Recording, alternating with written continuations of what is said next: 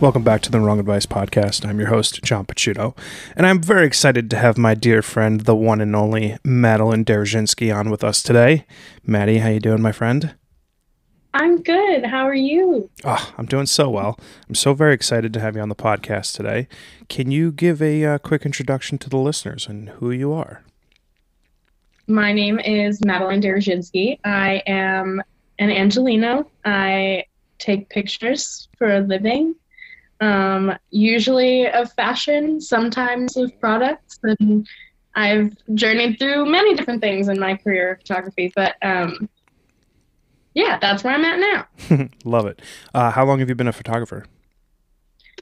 Basically my entire life. Cool. I got my first camera at like 10 years old, and it was a disposable for Christmas, and that started a love of photography. Oh my God, I love that. It's so funny when my parents sold their house.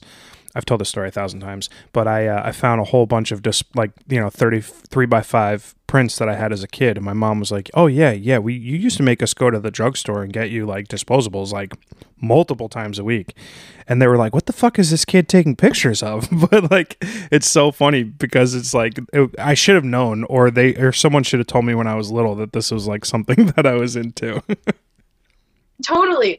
I think the first I think I still have them actually. They are like little 4x6 prints of my grandma holding this puppet that she used to call Merlin.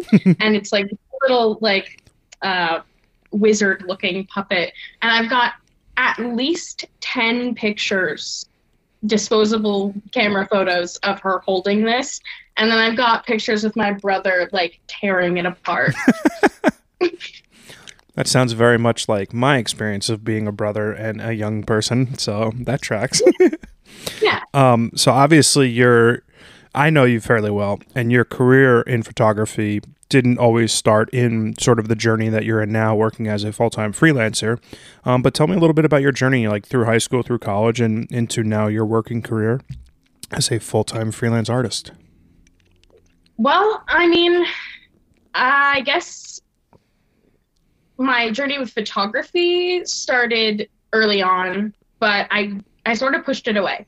And that is because I felt like there was expectations of me to be a certain kind of photographer because I have a family member, my grandfather, who was a fashion photographer in the 1950s and 60s. And there was expectations from my family that, I would follow in his footsteps and have work that reflected upon him. Mm-hmm. So it took me a while to come into photography as something that I wanted to do as a career. I took a photo class in high school and I liked it and I had a good time and I made black and white prints, and then I sort of lost it for a while. I started majoring in political science, and I really wanted to go the route of using the voice that I have to stand up for different activist organizations, and I wanted to work in social justice.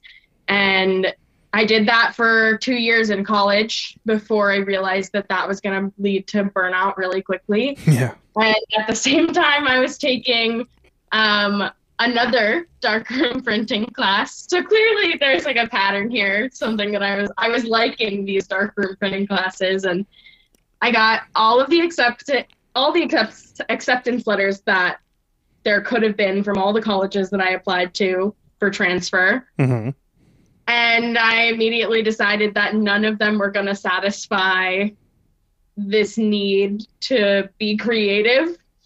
So I turned them all down and stayed in community college. Mm-hmm. And pursued photography. I was like, I think that I could make something of this. I had been in a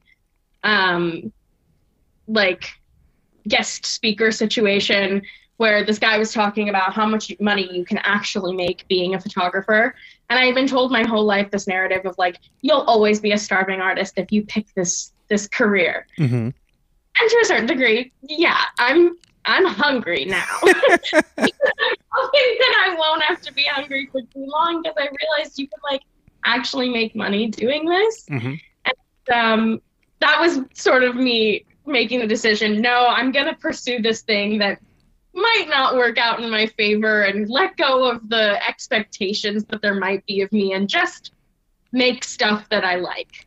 And if it goes somewhere, it goes somewhere. And if it doesn't go anywhere, well, shit. I fucked up. Well, I mean, to be fair, even at a young age, you have a number of accolades in your belt, right? You know, you've shot covers of magazines. You've done some pretty impressive things for, a relatively young human being. I mean, that's got to be sort of proof in the pudding, sort of, right? It feels like it. Somebody told me when I was trying to decide what I was going to do with my life, that in order to be successful in this industry, you, yes, have to have talent, but you have to have drive. Mm-hmm. And that success within this industry is 90% hard work and 10% talent. Ooh. And he said, I think you have the 10%, but are you willing to put in the work to make those things happen? And when you ask someone who's 18 that sounds really, really daunting. Mm-hmm. But I very quickly learned that I've always had it in me to do the hard work, and I've always sort of thrived in situations that are extremely stressful. Mm-hmm. And I just started doing it. So I was working awful jobs in the food industry, and then during the pandemic, I started working in COVID safety, and all these things are not easy things to do, but simultaneously I was putting in time and effort and work into building a portfolio and taking more classes and trying to hone and master this craft that, technically speaking, is not necessarily easy to do, but more so creatively, trying to break out of the box and figure out how you create the things that you see in your brain. That was really what I wanted to hone, and I think that's what I've spent the last couple of years doing. I love that. I think I have a couple struggles when it comes to my career. I think number one is that I think I've got the 10% talent. I think I'm missing the 10% luck, right? What is that song? 90%. Do you know what I'm talking about? 60% something, whatever. I don't know. I'll remember it after we get done. But it's I feel like, I've got the talent. I've got the work ethic. I work my ass off. I'm just not doing it enough. And that becomes sort of an inhibitor to my second problem, which is creativity. So I think because this career that I love and I adore and I could never pick anything else to do is at times incredibly feast or famine, that in turn affects my ability to be unique and different and creative. Do you find that to be a similar experience for you as well? Absolutely. People talk about, selling out in this industry a lot, and it's hard not to when the money comes from doing commercial work and doing stuff that's kind of boring and that isn't necessarily as fun. I would work with a model and do really fun, creative things over taking e-commerce pictures. Yeah. Any day, but that's not the reality of my job. I take e-commerce pictures more than I take pictures of people. Sure. And it hurts and it kills me a little bit, but I also have had to carve out time for me to hash out those creative things, or this isn't worth it anymore. Oh, I love that. Yeah. I think that's a really important distinction, because if you don't have, I don't want to say the security of doing the jobs you don't want to do so that you can pay rent, you can pay your bills, you don't have the luxury of doing and creating the things that you want. Exactly. And I think that was something that I didn't learn until I became a full-time freelancer. As you know, I was let go from my job about 6 months ago, and that was sort of the thing that propelled me forward. I wanted to do this forever, and all I kept saying to myself over and over and over again was there's going to be a better time. There's going to be a moment where I have enough money saved up that I will have that safety net, and there was no safety net. It was never going to come around, because when you're working these minimum wage jobs, you're in an endless cycle of being broke and working from paycheck to paycheck. And you just can't do it if you want to be a creative. you have to work 24/7. You Yeah. can't just, I'm going to work 9 to 5, because I know working that 9 to 5 was draining my 4 to 9. Mm-hmm. I wasn't able to get enough done between the hours of, 5 o'clock and 9 o'clock for my business, for what I actually really wanted to do. Yeah. So when I got fired, I was like, okay, I'm gonna take all this extra time and do stuff with it. What am I gonna do? I'm gonna make TikToks, and I'm gonna like work on my website, and I'm gonna take one creative shoot a month and hope and pray that I get the other things that are gonna pay the bills, like taking an event that maybe I don't necessarily want to shoot, but I have the ability to. Yeah. Or doing the e-commerce shoot for Amazon, so that I can, fly to New York for New York Fashion Week. Yeah. No, I think there's a couple things that I wasn't prepared for in the creative field from a career perspective, was the downtime and making use of it to like develop personal growth from a work perspective. So whether that is like learning new techniques, learning new editing tools, whatever, learning more about my craft and developing my craft. So like that downtime has to be utilized, whether it's business developing, whether it is, collaborating with other artists and finding other models to shoot with. Like there's a lot of in between time from, if there's 7 days a week that I can work, you're talking about 2 to 3 days of work per week average, and then you tack on an extra day or two of editing and stuff. I'm not that busy, right? I don't have so much, work that I have no free time and I have no ability to do anything. So to me, it was like figuring out a schedule that worked for me and like blocking out specific, points of the day, the week that I do certain tasks, or otherwise I would just get lost in the sauce of doing none of them. Seriously. Yeah, I'm in that process of trying to figure out exactly what that looks like for me too, because like I definitely could find myself sitting on the couch for 5 days straight and not doing anything when I have stuff to edit. Yeah. And it's all my personal stuff too. Like that's the stuff that ends up on the back burner. It's not the stuff for a client. It's like the shoot that I did 2 weeks ago. Oh my God, that was a disaster. Anyway. Not the point. The point is that I did this shoot, and because the day was so like chaotic, every time I look at the pictures, all I can think about is the embarrassing, chaotic things that happened. So I'm like, maybe I'll just leave that to edit for a little later. You know what's funny? I think because I have just such unbridled joy and excitement when I take pictures, that I don't care what it is of. Like, you mentioned events. Like I shot 2 events last week, which were like obviously things that I don't want to shoot, but they turned into like 2 really fun opportunities, and they were awesome. And I loved the people that I work with. I didn't like what I did, but I enjoyed the interactions with the humans, so that I was excited to go home and sit down and edit that stuff. Like they're like, wow, can't believe you got this to us so quickly. And I was like, yeah, I just enjoyed the process of creating with you and doing this. And I wasn't shooting the cover of a magazine, or I wasn't shooting a live show or doing anything that I would love to be doing. But at the end of the day, someone recently said to me when I was complaining about my work-life balance and at times the lack of work that I have, they were like, you got to put into place and put into context how lucky you are to have a career that is something that you love, and how very few people get that. And if you start looking at the hard times as just a benefit of the work, then ultimately all of the stuff, even the bad jobs you don't want to do, end up being a net positive. Oh, 100%. I will complain every single time that the end of the month, like, is when I get 5 gigs in a row and I'm working every single day. And then I'll be like, but I didn't do anything for the first 3 weeks. I'm like, I need to shut the fuck up, okay? Because people are every single day, ridiculous hours. And I have the privilege of being able to work, like, a few hours here and there, like, legitimately, like, having to put on hard pants and walk outside kind of work. Yeah.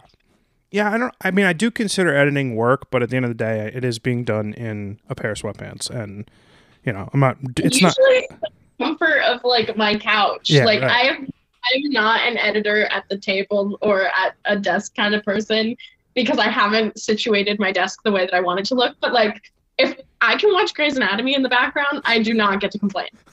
True. True that. It's funny because a lot of times I find myself being really struck by the inability for me to get new clients. And it's something that I am both weirdly accepting of, but also like wary of. And I think that's like one of the big sort of dilemmas that any creative has is like, how much do I push on this client to keep hiring me? And, especially in the fashion industry, like when you work jobs with specific clients that have multiple shoots per week and can use you all the time, you want to be just like hitting them up, be like, hey, I'm free today, hey, I'm free tomorrow, hey, I'm free whatever. And it's like that sort of catch 22 of like how to like manage expectations and also like really hammer home that like, hey, I did a really good job for you, I think it's time you use me again, kind of thing.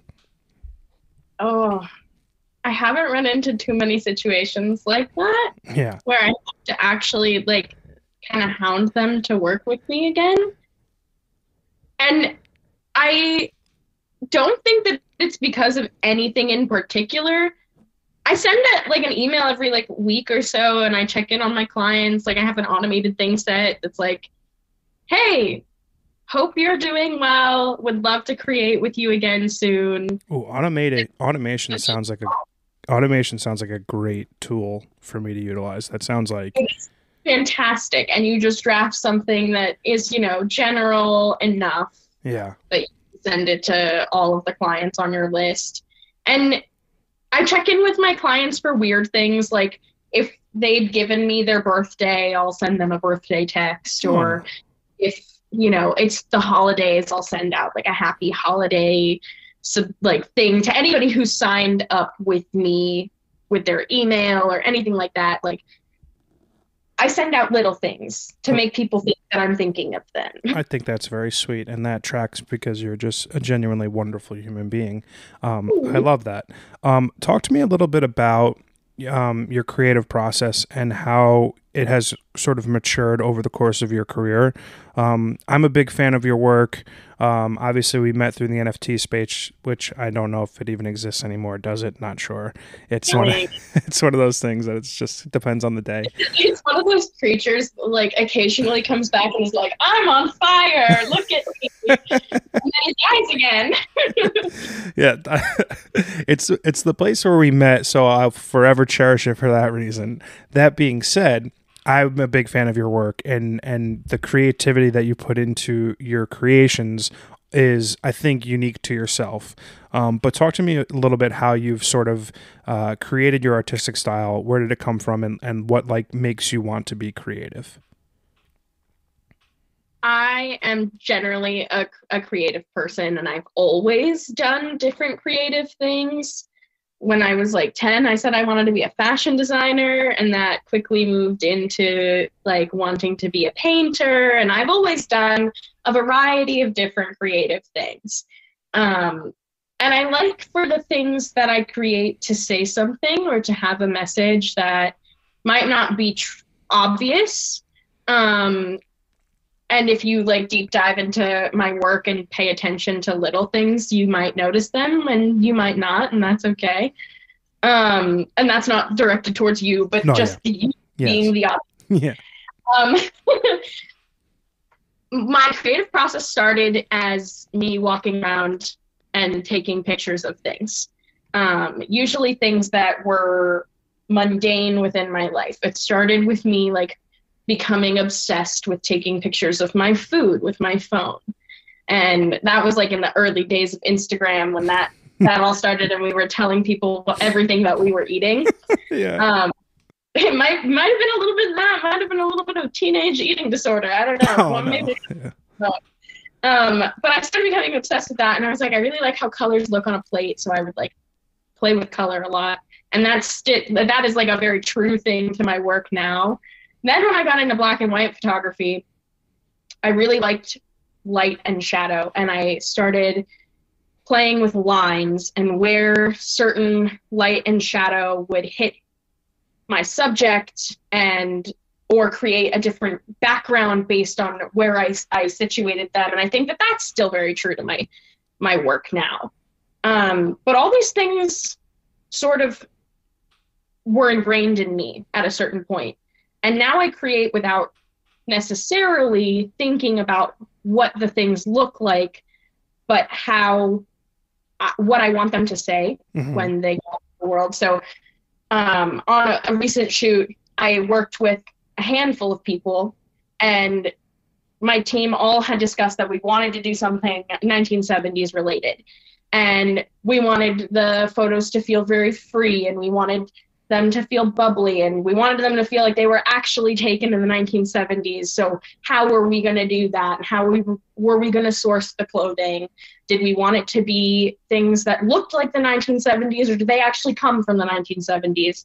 And like, we played with all sorts of things before we got to, no, we actually want this to be like super authentic, so we'll source like clothes that are from the 1970s, so we'll go vintage shopping and things like that.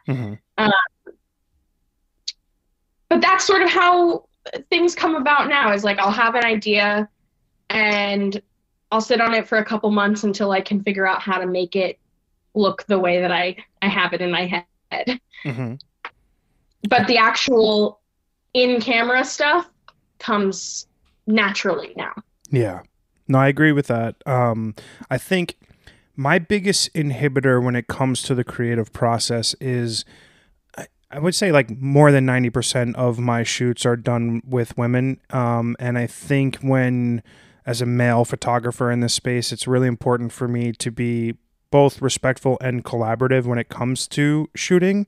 And I want to, and even if it's a man, it doesn't really matter, male or female, I want to come up with a conceptual idea and plan for a shoot that's something that they want and I want, and then we can marry it into like a cohesive plan together. It's really hard for me to be like the sole creative force behind a shoot, because I find when it's like, hey, this is my idea, I want you to wear this hat, and we're going to go to this street, and we're going to go this time, and like the light's going to be like this. If the person's like, I'm not really feeling it, you can like almost feel that in the images. And maybe that's just my big dumb subconscious looking at it. Like, I knew that they didn't want to make this stupid picture that I thought in my head was going to be awesome.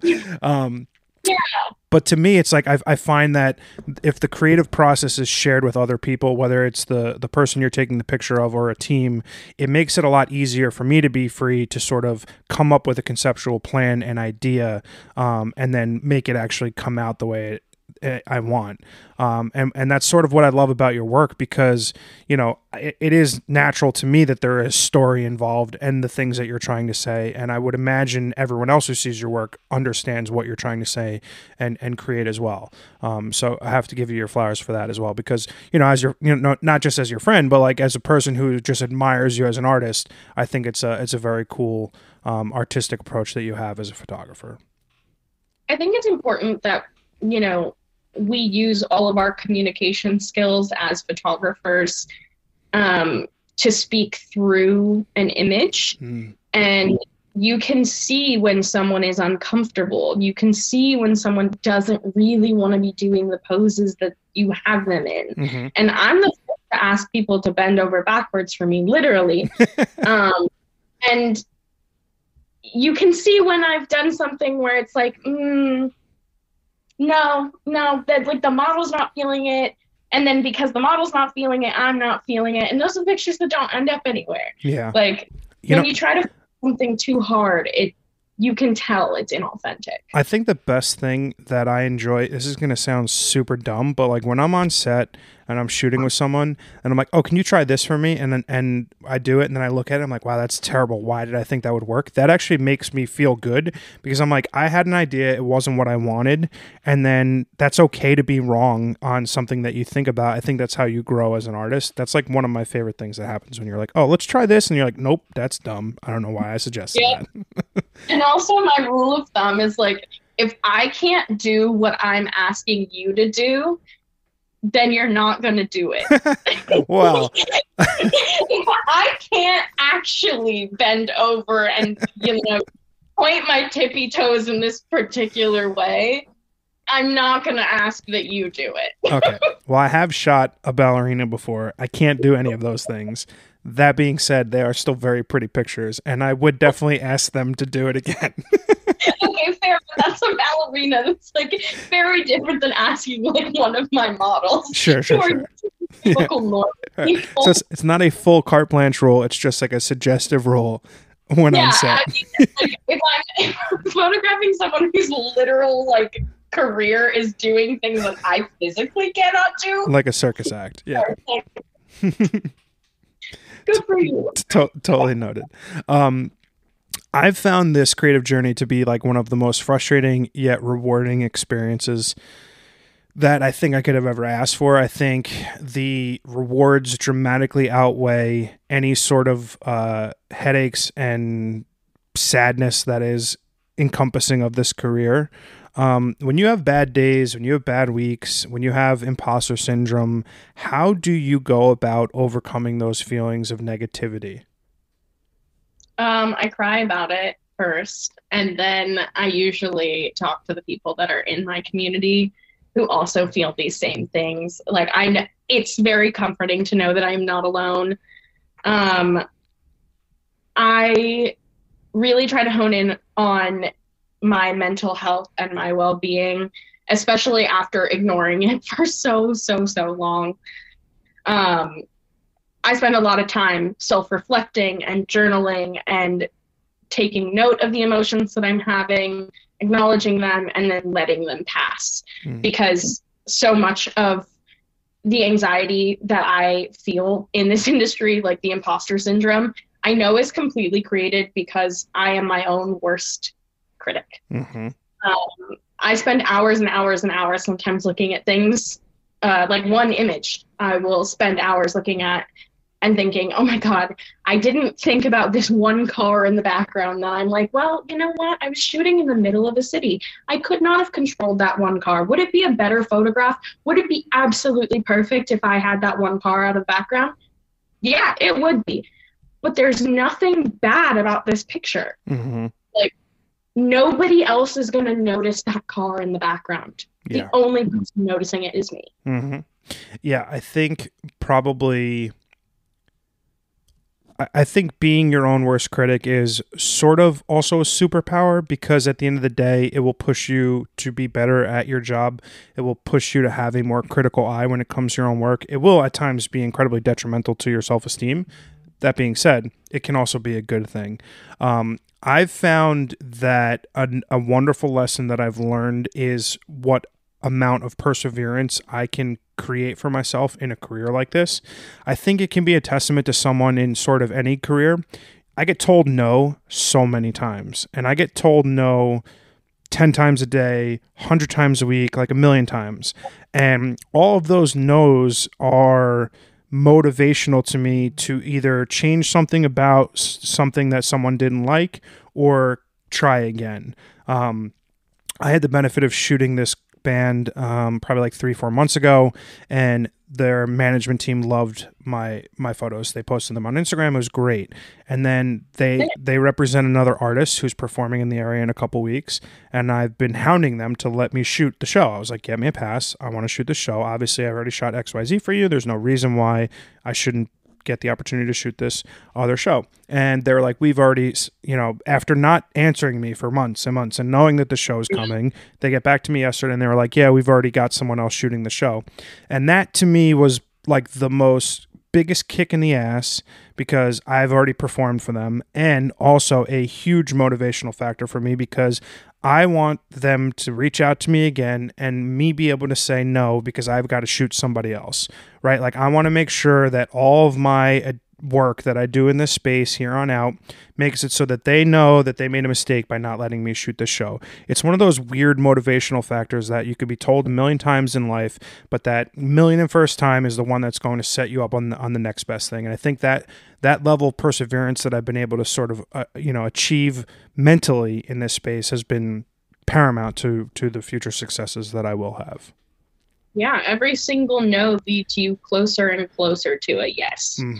And I think that is true to most careers that are creative. Like, I see it all the time when my friends who are actors and actresses, and like, man, that's a career I could never do. The no's on like that frequent a basis would kill me, I think. But I get my no's, or I get my silence, which is more like it, and it's worse, right? I would rather. Yeah. I would rather you tell me, like, no, this is why you're not the right fit, because then I can do something about it. Like, totally.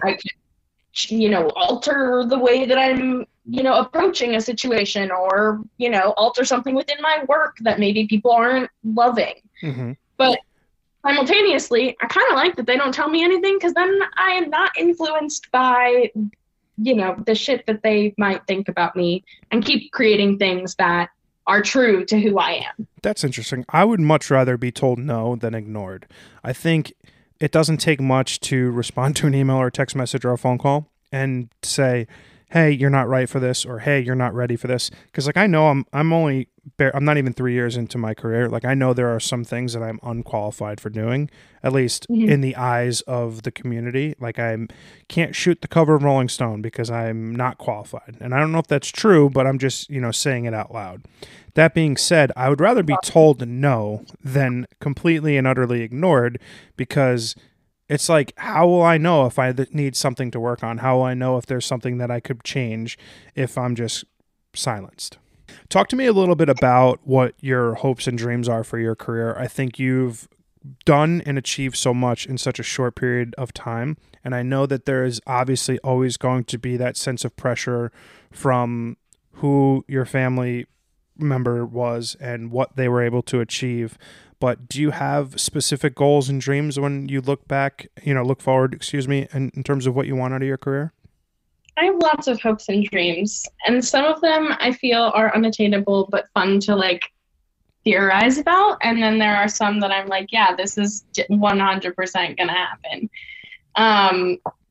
So much of the success that I've had has happened in like the last 6 months, which to me is fucking crazy. And like, this year has flown by, the last 2 years have flown by, and I keep, doing things that I surprise myself with. So like, I hope and dream that I will continue to surprise myself in this way, because it really has been unbelievable. And then there are things that I'm like legitimately working towards. Like one day I'd like to be able to own a business where the things that I am doing creatively give back to the communities that I've come from, being a queer person, being a woman, being a person of color. I'd like to be able to give back to these communities that are underprivileged and underserved, and, really don't get the arts education that I've been able to have from traveling across the country with my family and having my grandfather be who he was, having a mom that really loved art. Like, there are lots of kids that didn't get to experience the same kind of love of art that I have. And if I could give them even some of the education that I received, I think that would be really important. And also to bring up other queer artists, other queer female artists particularly. Like, I'd really love to be able to have a gallery space where I curate art that is by these communities, have a darkroom space that I can teach darkroom printing in to these communities for either low cost or completely free, and have a studio space that then, also makes money, but I can use for, my own projects in the future. I'd love to keep working on magazines, and like, to shoot the cover of Harper's Bazaar or Vogue someday would be insane. And I think that it will happen. I don't think I'm ready for it now, but I think that it will happen. And I don't know when I'll be ready for it, but I'm going to keep working and keep creating my art and keep pursuing the creative things that I have in mind, because I think they are unique, and I think that I do have perspective that needs to be shared with the world. And, I'm just going to keep doing those things little by little as I have the opportunity to. Yeah. Because luck is when preparation meets opportunity. So if I just keep working. Maybe that's the thing I was thinking of. And doing the things and, suffering when I have to and enjoying life when I can, those opportunities are going to come. And I'm going to be ready for them when they do come. I really love that. I don't know if this is going to be an easy question for you to answer, but do you think that because you have this selfless, altruistic way about yourself, that in some cosmic sense, it built in the likelihood and capability of you being successful? Do I think that karma's real? Yeah. Yeah. Yeah, I totally believe in karma in that, I hope that the work that I create allows people insight into my life and makes them feel a certain way when they see it. And I hope that when I do have the ability to give back in, in more ways than just the things that I put out on the internet and like the hopes and the dreams and the, all that stuff, besides all that, when I can put my money where my mouth is, I hope that that comes back too. Mm-hmm. Yeah. Like, I think it's like, to me, I've only made so many friends in the space, in the NFT space in the short time that I was there, and I'm fully out of it now for what it's worth. And I think I gravitated towards people who have an immensely positive outlook, a wildly beautiful sense of community and self. And I think that there's a lot to be said about someone like yourself who's very mindful of the community that they're building and their dreams for that community. And I think that's obviously naturally why we became friends, because it's just easy for me to appreciate and cheer and root on for someone like you who has so much to give to their community, so much to give to the world, that it's like, of course I'm going to be friends with this person. They're fucking awesome. And I love that about you. I really do. I think it's just one of the leading indicators of, in my opinion, why there is no doubt in my mind that you're going to shoot the cover of Harper's or Vogue or whatever, because whatever you put your mind to, you're going to accomplish. I appreciate that so much. And I do think that it's true of like the people that you curate in your life and like the conversations that we've had over the past 6 months as we've gotten to know each other through the NFT space. Like I understand the personalities that you're talking about.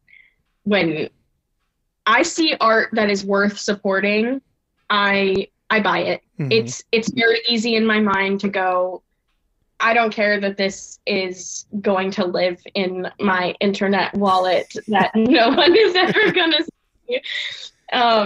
One day this might be worth something, and if it's worth nothing, it's worth the money that I put into this person's pocket that encouraged them to create something else. Yeah. And I think that is something that is so unique about the NFT space, is that we are a group of artists mostly that are supporting other artists.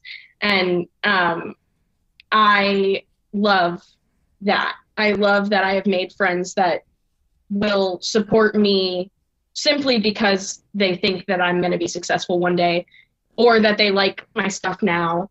And they're like, here, we'll give you $200 for this thing that no one is ever going to see, this little JPEG of yours. Yeah. And I love that'll help you create something else. And I'm like, cool, that's awesome. No, I love that. No, it's true though, because it also, it's like one of those things where like the future of social media is going to be a lot different than the way it looks now. And I think people who are able to develop a community around themselves, whether it's art-based, whether it's music-based, whether it's whatever-based, those are the people that are going to win. And those are the people that genuinely want to see the people around them be successful. And it's, to me, just very indicative of the kind of person you are when you hear the things that you say. And it just very much aligns with your actions, which I find to be beautiful. What's the best piece of advice you've ever been given from your photography career, whether it be from someone in your family, a fellow photographer, a model, an artist, whatever? What's the best piece of advice someone's ever given you? I think it was what I mentioned to you earlier about, this career and success in this being 90% hard work and 10% talent, because I really think that like so many people in the world are talented. There are so many incredible people that have so much creativity, but if you're not willing to put in all the effort and all the time and the literal blood, sweat, and tears, sometimes you won't make it. You can't make it. And I think that if you are willing to put in all of that, and you can still put a smile on your face and be like a good person at the end of the day, that's going to get you all the success. Because people like nice people. People like to work with people on set that bring joy and, even in like the most awful moments on set, can still turn around and like put a smile on someone else's face or make light of a situation, that will win over everything. Mm-hmm. No, I totally agree. I like to remind people when we're on set, it's like we're just making pretty things. Like we don't have to pretend like we're curing cancer.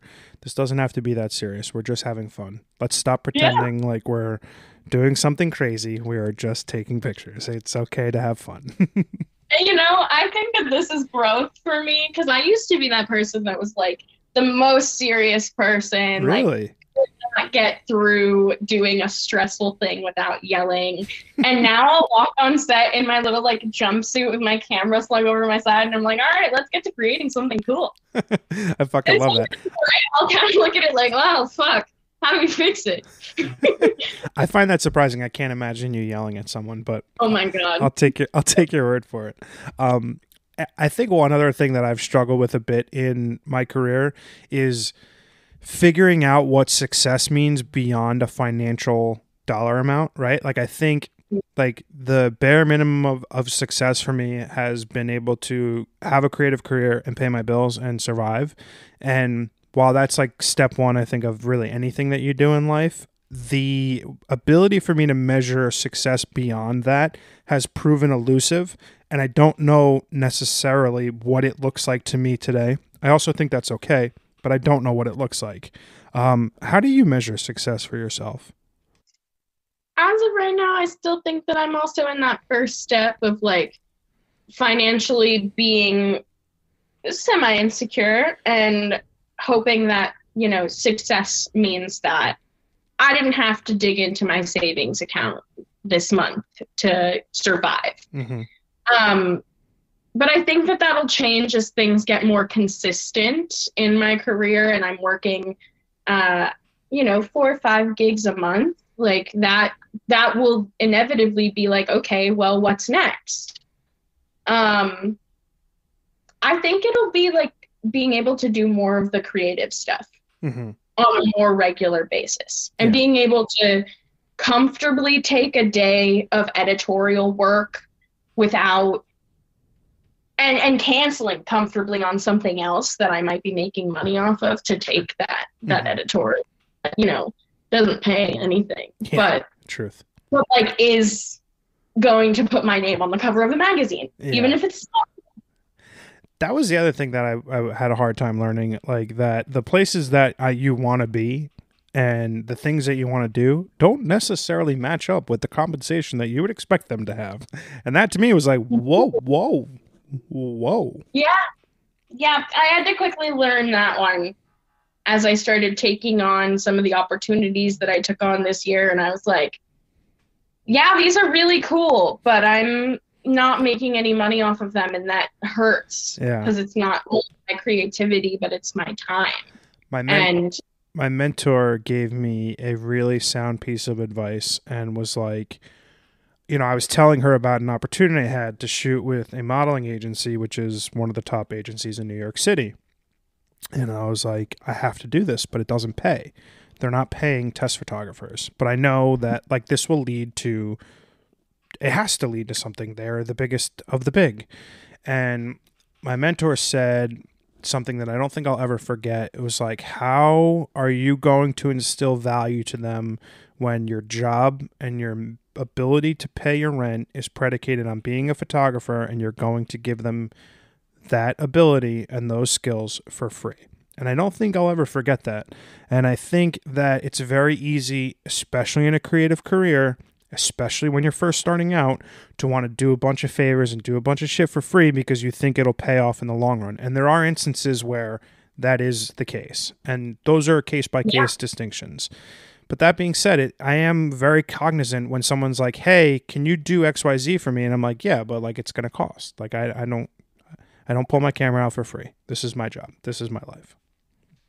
When I think about doing collaborations now, I am way more aware of what that means for me in terms of what I'm giving up, and in terms of like, is this going to benefit me? And in what way is this going to benefit me? Because I And I've noticed that I've done this a handful of times. I really like diners, so I keep saying yes to diner shoots. And they're all different. Yeah. They all look different. But now I've done 3 shoots in a diner. And I'm like, what am I getting out of this? What am I doing differently? Is it that I'm testing a new lighting? Is it that I'm testing a new way to interact with my models? Is it that I'm testing what a new film looks like?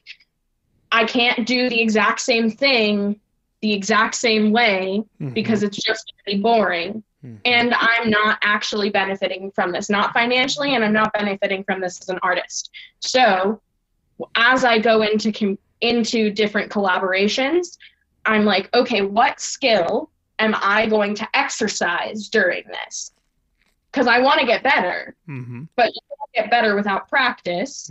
So my collaborations are now practice. Yeah. If I'm going into this shoot, it's because I need to test what strobes look like outside, and I've never done that. So that's what we're doing today. Yeah. I mean, I really like that. I think there is obviously important context to all collaborations. I've got some models that I work with very frequently that I don't charge and they don't charge me. And we have a very good sort of collaborative relationship that is just predicated on making art. Like if I haven't shot for a week or two, I know there's people that I could hit up, be like, let's just go shoot because I haven't shot in a week and I'm fucking dying to take pictures. And absolutely. And I like a lot of what you said because at the end of the day, there are new things to try and there are new ways to grow as an artist. And those things are important to try out when it's not like, you know, on a very high paid set where you're like, oh, fuck, I can't screw this up. Exactly. And I think that when you start freelancing all of the time, you forget to start trying new things because you're so ingrained in doing the stuff that's making you money that you forget that you're like, oh my God, I'm a creative person. And like, I want to exercise all these different parts of my creativity. So now I've started just playing. Yeah. And not playing on the things that are going to be like high risk, but playing on the stuff that, you know, who cares if the roll of film doesn't come out? Right. Yeah, no, I agree. I think at the end of the day, it's important to be able to grow, and you can't grow without taking risks, and you need to be mindful of when you take those risks. It can't just be like, you know, on a whim. Don't take risks on paying clients, okay? Talk to me a little bit about your relationship with social media and then to some degree video. I am struggling mightily with my desire to put things on social media anymore. For a long time, growth on social media was the only thing I was focused on, and I was posting 3 reels a day and I was posting 100 TikToks a day, and it became a job for me. And in the last few weeks, I've really burnt out by putting things on social media. But explain to me a little bit about your relationship with it and sort of how those platforms are all sort of migrating to a video first sort of platform. So I grew up with social media. I was like a teenager when I was in my early teens when Instagram became a thing and you could start posting about every single thing that you did in your life. And I think that I have a love-hate relationship with social media for that reason. Personally, I have seen really, really negative, gross sides of social media that I do not wish anybody ends up there. But from an art perspective and from like the perspective of like a business, I find it necessary to be on social media and making as many videos and as many Instagram posts as I can, because I think that it's the way that people find you now. Gigi, she's so loud. I can't hear it. I think that it's important that I keep posting because clients do find me that way. I get sometimes like 90 views on the same TikTok that I would post on Instagram, and that reel will blow up to 10,000 views. And I'm like, what the fuck? This doesn't make any sense. It's the same video. Why doesn't it do the same on different platforms? And that's simply because the algorithms are so different and so selective, and that's kind of just something you have to bite the bullet with. You're like, well, this is just the reality of it, and I can't control that, but I can keep posting things. Mm-hmm. So I batch content. I'll spend 1 day a week, and I'll put 5 different shirts on, and I'll make 10 different TikToks. And that doesn't mean that all of them make it onto TikTok. Some of them, I look back on them and I'm like, oh God, don't make that face. Don't put that on the internet. Nobody needs to see you look like that or hear you say that thing. I treat TikTok like my garbage disposal. Like, I just fucking do whatever the hell I want there. And I am of the belief that TikTok will be banned in the somewhere near future. It just seems like an inevitability from like a political perspective. So I just treat it like it is, like a joke. I think I look at Instagram like my professional resume to some degree. Like, I'm very mindful of what I keep on my feed and what I archive and what stays and what doesn't. And from I've only just recently started utilizing YouTube and YouTube Shorts, mostly with this podcast, and to some degree some photo stuff as well. But I think it's the thing that I wrestle most with which is my relationship with these social media apps, because at the end of the day, they can be great and genuinely wonderful business development tools. I've found a lot of clients there. I've collaborated with a lot of people off of DMs. And in that regard, it's great. To some degree, I think I forget a lot of times that those platforms are designed for me as the product and they are not the product, right? Like, using Instagram is... they're making money off of me, and I need to be mindful about how much time I spend on these apps, which I do a very, very poor job of doing.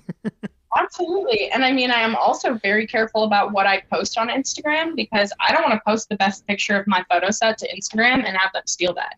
Because anything that you post on Instagram becomes Instagram's property. Really? And they get to that shit from you. Even if you've got your copyright on it, they could easily take that picture and not credit you for something. Ooh, so did not know that. Give Instagram the good stuff. Interesting. I give Instagram just enough to get people to look at my website. Interesting. And to reach out through something else, or to send me a DM, and then we'll move off of Instagram to a text message or whatever. Yeah, I think that's a really interesting point. Number one, I didn't know that. But number two, that's where I was saying that community building is going to be crucial for the next phase and evolution of this stuff. Because if you can get people off of these apps and into your own content, whether it's email, website, YouTube, whatever, places that are actually going to be revenue drivers for you as the artist, that's going to be incredibly important. Yeah, absolutely. And I mean, now there are programs with Instagram and with TikTok that when you post a reel, you can make like a certain amount of money if your reel gets so many views. And then that becomes an incentive to use these social media platforms even more, because then you're not just making money off of like people who want you to make content for them, but you're making money from the app itself. Mm-hmm. So as these things do develop, I do think that we'll have a more community-centered view on social media, because people will want to make money that way. Mm-hmm. And it will inevitably encourage a community to be built. Mm-hmm. Yeah, I agree. And I'm very hopeful and a little bit wary, but very hopeful that the long-term prospect of that coming to multiple people, not just the ones that already have the following, would be a wonderful, wonderful thing. Yeah, I would hope so. I mean, I've been trying to make 2,000 followers on Instagram since, I started having Instagram, which again, when I was 13. Yeah, same, so it would be nice. I think I have like 20 more followers. People would follow me. Well, that being said, Maddie's Instagram will be linked in the bio below. Make sure to check her out and give her a follow. Maddie, you are one of my favorite human beings on earth. I'm just so appreciative of your friendship, your art, your light, your love. You're just a 10 out of 10 human being. I have a very cheesy line. If you've been on my podcast, you're part of my family. Welcome. And thank you so much for spending this time with me. I really appreciate it. I had so much fun. I love you, John. You know I love you. I have film photos ready for you soon. Oh, yeah. I love that. Have a great rest of your day. I love you. Bye. Bye.